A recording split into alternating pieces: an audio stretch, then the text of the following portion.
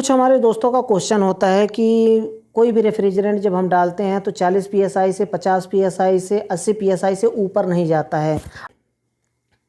तो कभी कभी ऐसा होता है कि हमारे कुछ दोस्त पूछते हैं कि R410 या फिर कोई भी रेफ्रिजरेंट हो 40 पीएसआई से 60 पीएसआई से 80 पीएसआई से ऊपर नहीं जाता। अब 60, 40 से और 80 में क्यों कह रहा हूँ? R22 का 60 प्रेशर जो होता है, सक्शन प्रेशर 60 पीएसआई होता है। R410 का जो सक्शन प्रेशर होता है वो 120 से लेकर के 150 पीएसआई तक चला जाता है सक्शन प्रेशर। तो अगर R410 चार्ज कर रहे हैं तो यहाँ पर क्या होगा कि 80-90 पीएसआई से ऊपर नहीं जाएगा गैस। तो इसमें क्या इशू होता है, क्या प्रॉब्लम होता है? अगर R22 है तो उसमें 40 पीएसआई से 50 पीएसआई से ऊपर नहीं जाएगा, जबकि उसमें रेफ्रिजरेंट का जो सक्शन प्रेशर होता है R22 का 60 से 65 पीएसआई होता है और R410 का 120-110 पीएसआई से 150 पीएसआई तक होता है। अब ये यहाँ से यहाँ क्यों बता रहा हूँ मैं 110 से 140 पीएसआई, 110 से 150 पीएसआई क्यों बता रहा हूँ, ये मैं बाद में बताऊँगा। तो पहले हम समझ लेते हैं कि आखिर इसमें प्रॉब्लम क्या होता है, इशू क्या होता है जिसकी वजह से रेफ्रिजरेंट सिस्टम नहीं लेता है।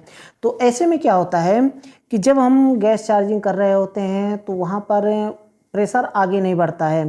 तो कुछ लोग गलती क्या करते हैं, वहाँ पर गलती ये करते हैं कि वहाँ पर धक्का मार करके रेफ्रिजरेंट को डाल देते हैं। तो ऐसा बिल्कुल भी नहीं करना चाहिए। क्यों? इसको भी हम अभी समझेंगे।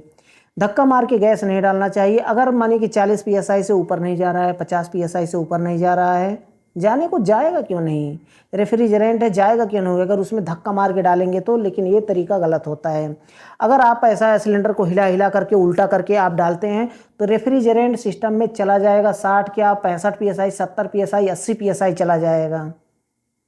लेकिन बाद में प्रॉब्लम क्या आएगा, बाद में प्रॉब्लम क्या क्रिएट होगा, इसके बारे में हम बात कर लेते हैं कि ये गलत तरीका होता है।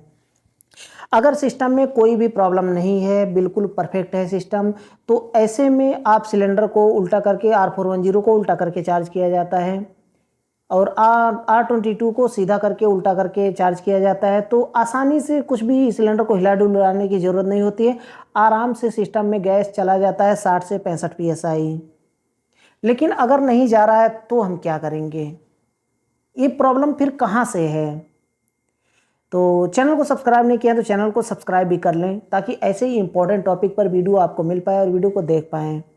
तो हम बात करते हैं कि अगर सिस्टम में रेफ्रिजरेंट नहीं जा रहा है तो उससे पहले आपको ये समझना पड़ेगा कि जो एयर कंडीशनर सिस्टम का, एयर कंडीशनर हो या फिर रेफ्रिजरेटर हो, डीप फ्रीजर हो, सबका साइकिल एक जैसा ही होता है। एक जैसे ही काम करते हैं सारे सिस्टम, है ना?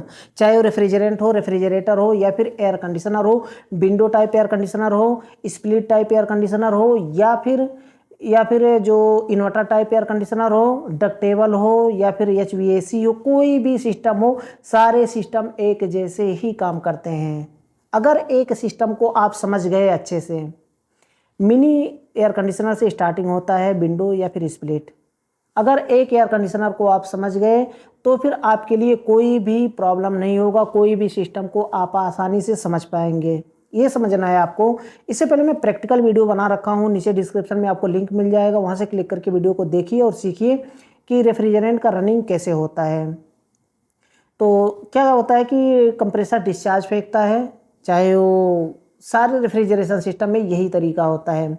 कंप्रेसर डिस्चार्ज फेंकता है तो कंडेंसर में जाता है। कंडेंसर में क्या होता है कि कंडेंसर के बाद एक कैपिलरी लगी होती है, कैपिलरी और फिल्टर। किसी किसी में एक्सपेंशन वाल्व लगे होते हैं। तो कैपिलरी और फिल्टर के रास्ते से रेफ्रिजरेंट आगे बढ़ता है, फिर पतले पाइप के रास्ते से कूलिंग कॉइल में चला जाता है, यानी कि पतला पाइप लिक्विड लाइन के रास्ते से चला जाता है कूलिंग कॉइल में, कूलिंग कॉइल से वापस सक्शन के रास्ते से आ जाता है कंप्रेसर में। तो ये एक साइकिल कंप्लीट होता है। अगर मानिए कि बीच में कहीं रुकावट है रेफ्रिजरेंट का, तो ऐसे में क्या होता है कि ऐसे में यही प्रॉब्लम क्रिएट होता है कि जो रेफ्रिजरेंट का रनिंग है ना, जब हम गैस को डालते हैं तो उस समय गैस सिस्टम नहीं लेता है। तो यही प्रॉब्लम होता है कि कहीं ना कहीं रेफ्रिजरेंट का रुकावट है, कहीं ना कहीं रेफ्रिजरेंट रुक रहा है। अब ऐसे में कैसे फाइंड करेंगे कि रेफ्रिजरेंट कहाँ पे रुक रहा है? ऐसे में आपको पूरे सिस्टम का फ्लशिंग करना होता है। अब फ्लशिंग कैसे किया जाता है इसके ऊपर भी प्रैक्टिकल वीडियो बना रखा हूँ। लिक्विड डाल करके कैसे फ्लश किया जाता है पूरा सिस्टम, कंडेंसर को अलग, कूलिंग कॉइल को अलग। कुछ लोग सोचते हैं यार कंडेंसर है और कूलिंग कॉइल अलग अलग निकालना पड़ेगा, कैसे होगा? नहीं, बिल्कुल आसान सा तरीका है। आप आउटडोर के पास बैठे बैठे जहाँ पर गैस चार्जिंग करते हैं वहीं पर बैठे बैठे आप इंडोर को फ्लश कर सकते हैं। आसान सा तरीका होता है। सक्शन लाइन और डिस्चार्ज लाइन 2 लाइनें होती हैं। सक्शन लाइन को बंद रखेंगे, फ्लेयर नट बंद रहेगा। डिस्चार्ज लाइन का जो फ्लेयर नट है उसे हम खोल देंगे लिक्विड लाइन का। तो वहाँ पर क्या होगा, सक्शन लाइन के रास्ते से भेजेंगे इंडोर में, और कूलिंग कॉइल के जो कूलिंग कॉइल में हो करके वापस घूम करके लिक्विड लाइन के रास्ते से बाहर निकल जाएगा। इस तरह से अगर नाइट्रोजन से आप करते हैं तो बहुत ही आसान तरीके से कर पाएंगे। लेकिन अगर आप R22 रेफ्रिजरेंट से करते हैं तो ऐसे में क्या होता है कि R22 रेफ्रिजरेंट का जो प्रेशर होता है ना बहुत कम होता है। तो ऐसे में अगर आप फ्लश करते हैं R22 से तो आप इंडोर अपनी जगह पे लगा हुआ है रूम में, तो ऐसे में थोड़ा फ्लश करने में थोड़ा दिक्कत होता है, लेकिन हो जाता है। थोड़ा सा गैस का आपका लॉस ज़्यादा होगा। लेकिन अगर आप R410 से अगर गैस चार्ज वो फ्लश करते हैं तो ऐसे में क्या होगा कि R410 से क्या होगा कि आसानी से फ्लश हो जाता है, क्योंकि R410 का जो प्रेशर होता है ना कि बहुत ज़्यादा होता है। नाइट्रोजन अगर आपके पास नहीं है तो R410 से आप आसानी से फ्लश कर सकते हैं। तो इस तरह से फ्लश करना होता है। अब रुकावट कहाँ पे होता है? आपको अगर ऐसा प्रॉब्लम आ रहा है कि 40 psi से 50 psi से ऊपर नहीं जा रहा है प्रेशर, तो आपको सीधा कैपिलरी और फिल्टर आपको चेंज कर देना है। और जब आप चेंज कर रहे हैं तो उसी समय आपको फ्लश करना होता है। ध्यान रहे कि उस कंप्रेसर से कभी भी फ्लश नहीं करना है जो सिस्टम में लगा हुआ है। ऐसे में कंप्रेसर ख़राब होने के चांस होते हैं। उस कंप्रेसर से नहीं करना है, पाइप को अलग अलग कर देना है, और पाइप अलग करने के बाद आप आसानी से फ्लश कर सकते हैं।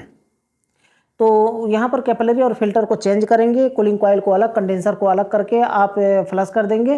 फ्लश करने के बाद अगर अच्छे से वैक्यूम करते हैं, देखिए कभी भी प्रोफेशनल काम कर रहे हैं तो आपको वैक्यूम पंप रखना पड़ेगा। तो वैक्यूम करेंगे, वैक्यूम करने के बाद आप गैस चार्जिंग करेंगे तो ये प्रॉब्लम आपके सामने नहीं आएगा।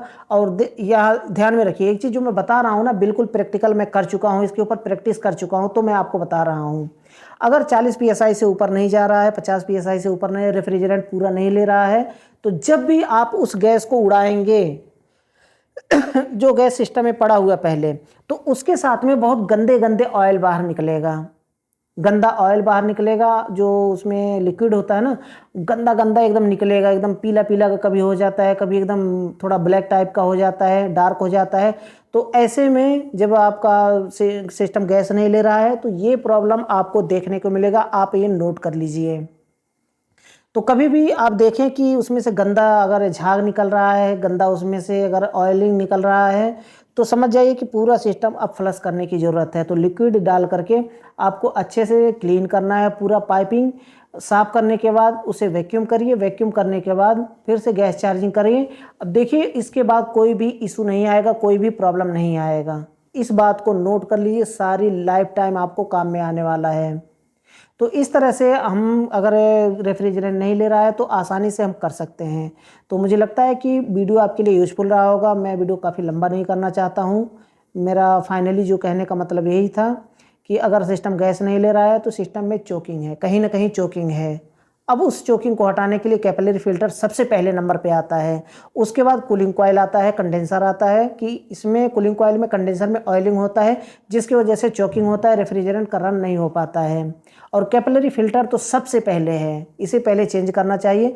वैसे कैपिलरी को आप चेंज करें या ना करें, कैपिलरी में चोकिंग नहीं होता है, उसको आप फ्लश करके, लिक्विड से फ्लश करके आप उसे लगा सकते हैं वापस से। लेकिन फिल्टर को भी साफ करके लगा सकते हैं, लेकिन ये सब नहीं करना चाहिए।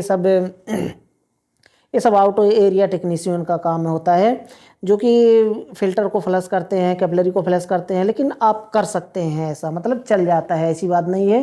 फ़िल्टर में क्या होता है, जाली होती है पतली सी, उस जाली को साफ़ करना होता है। साफ़ करके वापस से लगाएंगे तो अच्छे से सिस्टम काम करने लगेगा। तो आई होप कि आप समझ गए होंगे। फिर भी कोई डाउट रह जाता है, कोई भी क्वेश्चन रह जाता है एयर कंडीशनर को लेकर के, तो बेझिझक आप मुझसे कमेंट बॉक्स में पूछ सकते हैं। मैं उसका रिप्लाई जल्द से जल्द देने की कोशिश करूंगा।